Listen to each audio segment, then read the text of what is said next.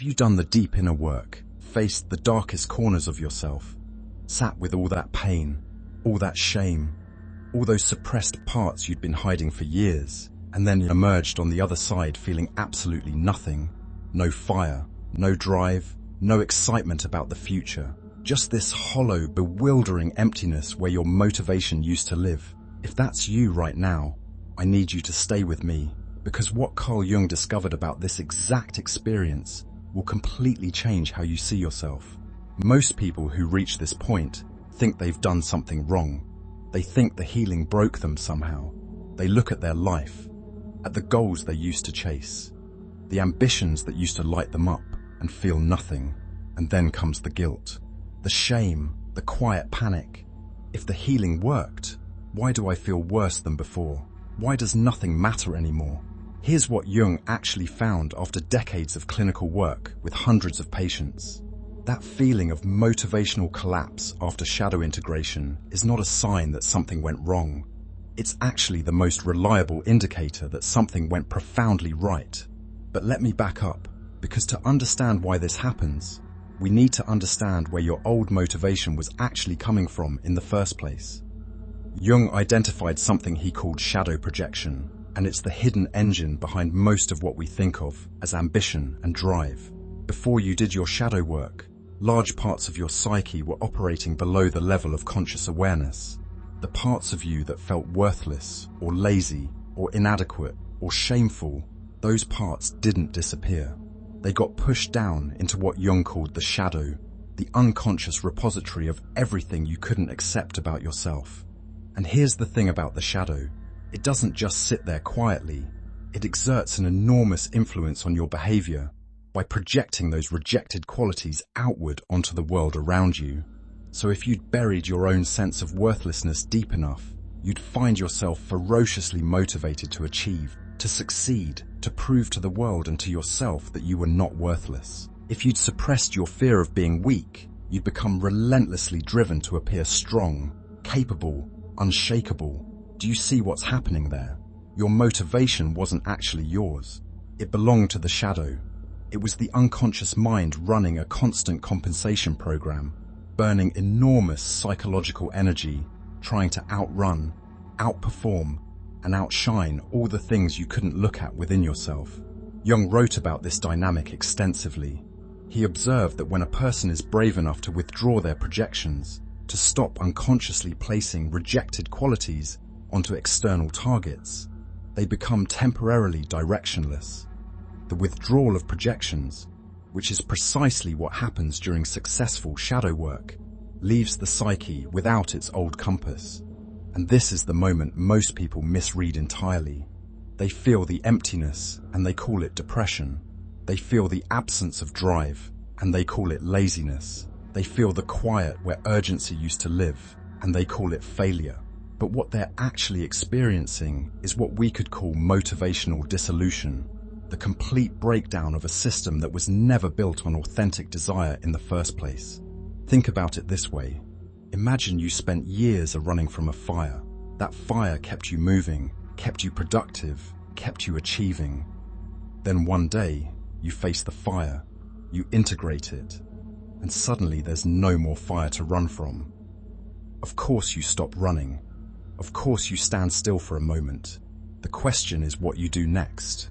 Jung documented 4 distinct stages that people move through during shadow integration, and most people who lose their motivation after doing deep psychological work are sitting right at the edge of stage 4. The first 3 stages involve recognizing the shadow exists, withdrawing projections, and consciously integrating the rejected material. But stage 4, the post-integration reorganization period, is where everything gets disorienting. This is where your entire psychological operating system has been dismantled, but the new one hasn't fully come online yet. And this is where I want to pause and ask you something honestly. Think about what used to drive you before you did your shadow work. Was it the need to prove something? The fear of being seen as inadequate? The desperate hunger for approval from people whose opinions you've now realized never actually mattered? Because if any of those were your fuel source, of course they're gone now. You burned the wound. The wound was the engine. Jung also talked extensively about the persona, the social mask we construct to navigate the world. And he made a discovery that most people find genuinely shocking. He found that a huge portion of what we experience as motivation is actually persona-driven, meaning it's the mask that's motivated, not the authentic self underneath. The persona needs to succeed because it needs to look successful. The persona needs to achieve because achievement is how it maintains its credibility. When shadow work collapses the persona, all of that motivation collapses with it. So where does that leave you? In one of the most counterintuitive places psychology has ever mapped. You are in what we might call the death before rebirth. And before you dismiss that as dramatic, consider what Jung himself went through after his break with Freud in 1913. He entered a period of approximately 6 years, during which he appeared almost completely unproductive by conventional academic standards. His colleagues were concerned. His previous intellectual ambitions felt hollow and meaningless. He withdrew from the professional pursuits that had defined him. From the outside, it looked like a brilliant mind going dark. But Jung wasn't disappearing. He was incubating. During those years, he was following what he described as the demands of the unconscious, paying deep attention to images, dreams, impulses, and inner processes that he couldn't yet explain or justify to anyone else. He practiced what he would later formalize as active imagination. He sat with the discomfort of not knowing, and out of that period of apparent stagnation came the theoretical foundations that would define his entire life's work. Here's the practical reality of where you are right now. Your unconscious is processing years of material that you've finally brought into the light. Your value system is rebuilding itself from scratch, this time based on what's actually true for you, rather than what you were compensating for. Your psyche has its own intelligence, its own rhythm, and it cannot be rushed by willpower or productivity hacks or vision boards. And if you want to begin working with this process rather than against it, Jung's own daily practice offers a starting point. Instead of waking up and asking, "What do I need to accomplish today?" try asking a completely different question. What is trying to emerge through me?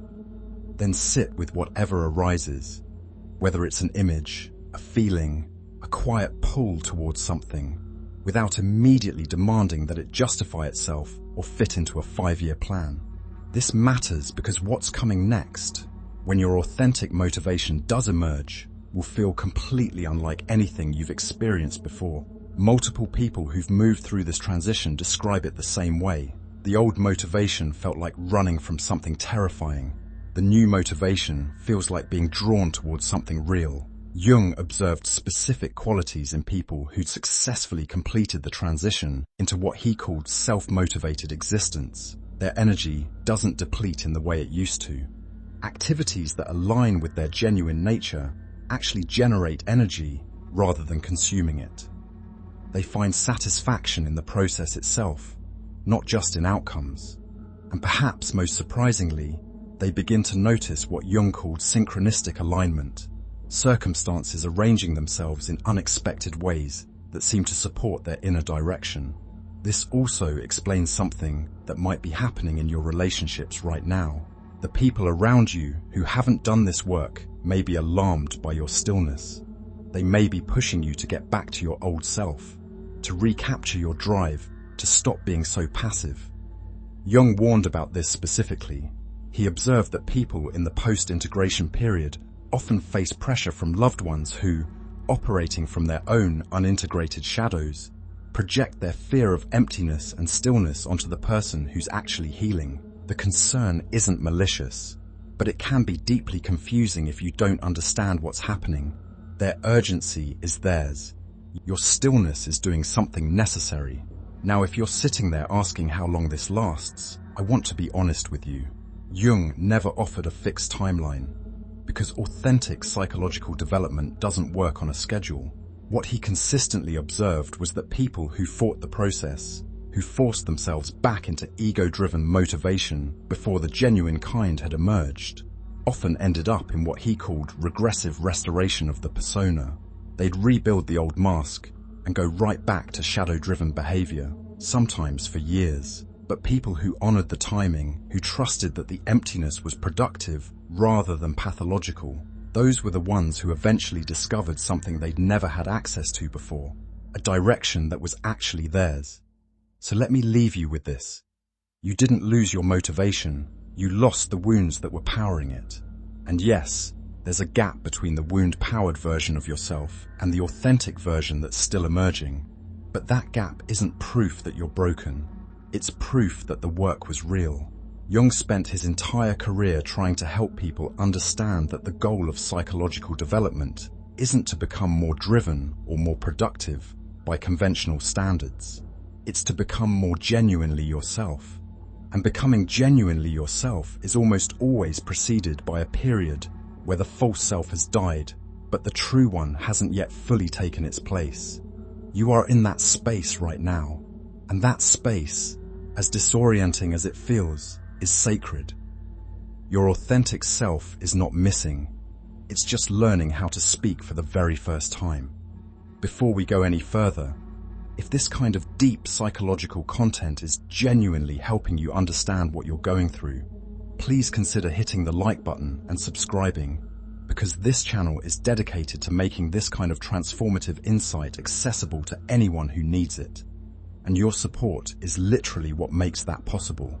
And if this resonated with you, you need to watch the next video on screen right now, because it will enable you to read people without fail, seeing the side they keep hidden behind their masks.